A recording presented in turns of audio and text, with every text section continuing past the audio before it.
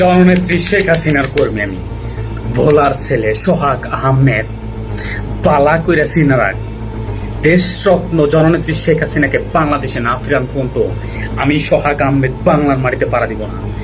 আর এবারের সংগ্রাম বাংলাদেশের রাজাকার মুক্ত করার সংগ্রাম। জননেত্রী শেখ হাসিনার নেতৃত্বে বাংলাদেশের 64 জেলার রাজাকারকে আশিয়াত মাটির নিচে পুঁতে দেওয়ার জন্য বঙ্গবন্ধু সৈনিক এবার প্রস্তুত। ডিসেম্বর হবে খেলা, দেখবি রাজাকার তোরা, দেশ থেকে পালা, না হইলে তোদের মৃত্যু নিশ্চিত। একদম 100%। আমি ভোলার ছেলে সোহাগ আহমেদ প্রতিজ্ঞা নিয়েছি, জননেত্রী শেখ হাসিনার জন্য যদি আমার মৃত্যু হয় হাসি মুখে মেনে নিব।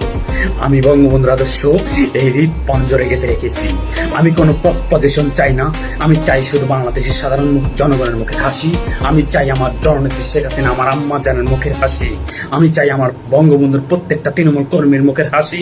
আমি চাই বাংলাদেশের 64 জেলার সাধারণ জনগণ মা বোনদের মুখের হাসি।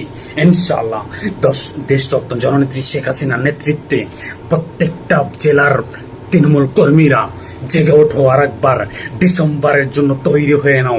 বঙ্গবন্ধুর কন্যা জননেত্রী শেখ হাসিনা ফিরতেছে বাংলাদেশের মাটিতে। বাংলাদেশের সাধারণ জনগণের মাঝখানে কথাগুলো ছড়িয়ে দাও। লাঠি বইটা তৈরি করো, রাজাকার বিতাড়িত করো। জয় বাংলা, জয় বঙ্গবন্ধু।